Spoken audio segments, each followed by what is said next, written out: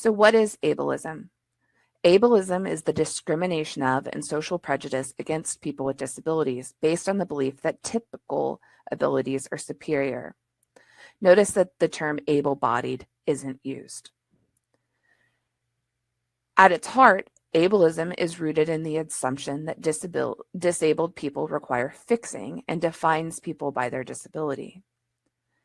Again, coming back to intersectionality, like racism and sexism, ableism will classify an entire group of people as less than and include harmful stereotypes, misconceptions, and generalizations of people with disabilities. There's different types of ableism.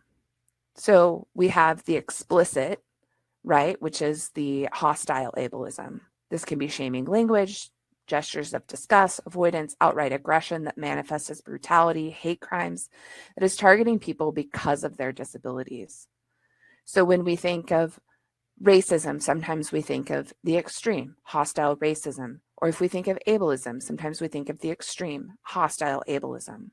However, there are other types of ableism too that are more insidious, somewhat similar to with racism, how we have microaggressions versus macroaggressions. Benevolent ableism.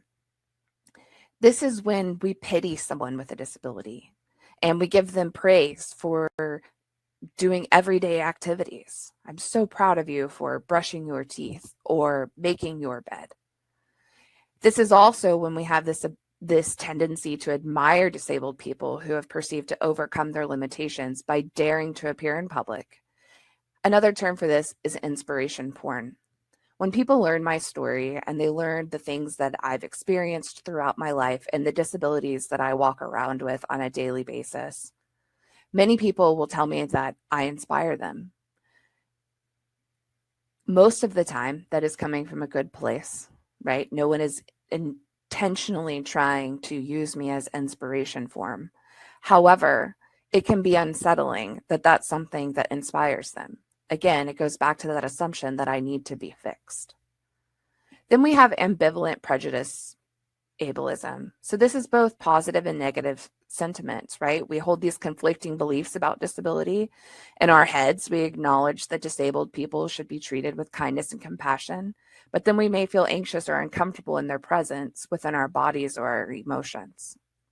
This is something that, even though I am a disabled person, this is something that I have experienced myself towards certain types of disabilities. This general discomfort and something that's similar to addressing my conscious and unconscious biases when it comes to racism, sexism, etc., that I need to maintain my self-awareness and address those biases head on.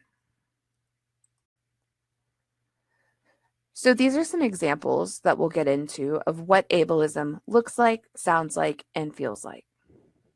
The following examples of ableism are going to fall into different categories for different individuals. It depends on the individual's level of awareness, knowledge, and skills. Some of these things are things that I've heard myself. Some of them have been things that I've heard from others. And some of them have been things that I've read on things like support groups online for other people who are disabled like myself. I'd hate to be you. Someone might say this and they're trying to give from a place of compassion and empathize with your struggle. But again, it's saying that I need to be fixed or there's something wrong with me. I don't know how you do it. I have heard this one countless times. People ask me that tell me that they don't know how I do it, how I have a job, how I'm pursuing a PhD, how I go on hikes with a nerve disease, etc. It can also be asking personal questions. I've experienced this some. However, when I obtained my service dog last year, this has increased drastically. People will ask me questions about my disability beyond what the ADA allows people to ask me. Again, inspiration porn, you're such an inspiration. Inaccessible building entrances. This happens actually pretty frequently at different offices in in San Antonio that I've been to, where I've gone to visit, say, another counselor at their office. And a lot of times when counselors will start out in private practice, they need something with cheap rent. Cheap rent is often affiliated with an older building. Some older buildings are not ADA compliant and have inaccessible building entrances. However, they fall under some other category, and so they aren't required to update. This makes the counseling office inaccessible to everyone. Assuming all disabilities are visible to the naked eye, how often do we forget that there are these, quote, invisible disabilities, or those that we cannot see with the naked eye? Sometimes in conversation, joking, someone will say, "Are you blind or are you deaf?" Expecting people with disabilities to explain themselves when seeking accommodations. We experience this often as a disabled person in educational settings. We may ask for something specific or express a need, and then we have to explain why it is that we need that. It's also treating someone with a disability like they need help with everything. Another thing that might be said in conversation is, "God, you're so ADD or ADHD." Terms like stupid, spastic, lame, and brain damaged in casual conversation, and terms like wheelchair bound. Instead, with that one, I would say someone who uses a wheelchair. Ableism has detrimental impacts on disabled individuals. And next, we'll talk about the impacts on the community level. So as disabled individuals, we have an increase in negative emotions, and we have that internalized oppression, and we start falling into the self-ascribed disability stereotypes. Feelings of confusion, anxiety, embarrassment, helplessness, and vulnerability. When I developed the nerve disease in my leg and some of the complications from that, I noticed a stark increase in the anxiety that I feel in public. Additionally, even though my service dog is amazing, Beaver's the best, I experience an increase in anxiety knowing that with walking with him around, it's telling people that I have a disability. And often when people look at me, they can't tell that. And so they might judge me and think that I put this dog on him, or this vest on my dog, and am just saying he's a service dog.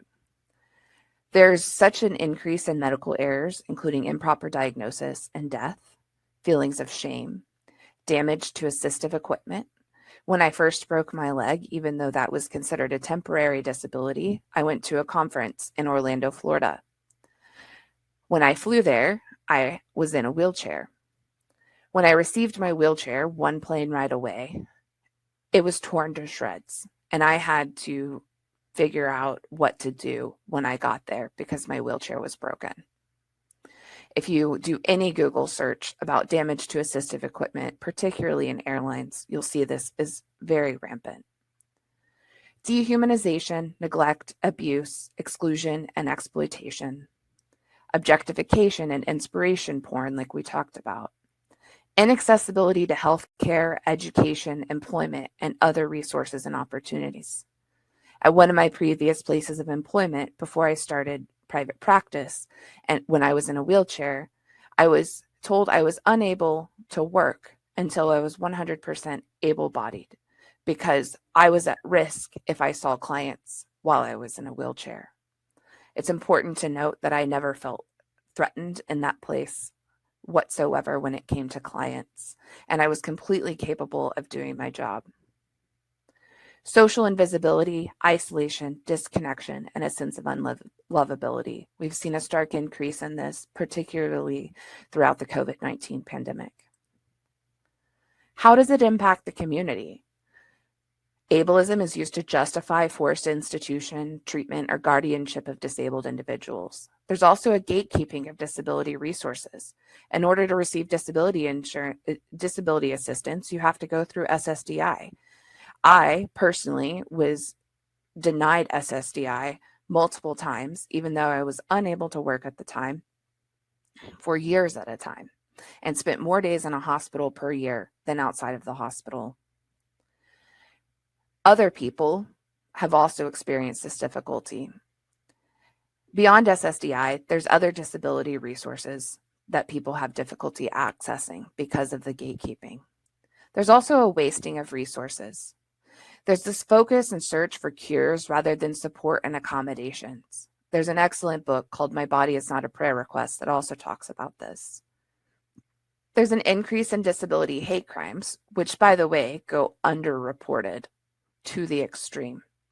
Because who would believe you? How would you get to the point to be able to make this statement? There's an unfair distribution of goods, like material resources and political rights. People can be denied access to some of their rights and denied access to material resources they may need. For instance, if you have someone who is disabled and they can't afford to go to a doctor, how can that doctor connect them with resources if the doctor is the gatekeeper? Ultimately, there's an absence of very important voices in the world.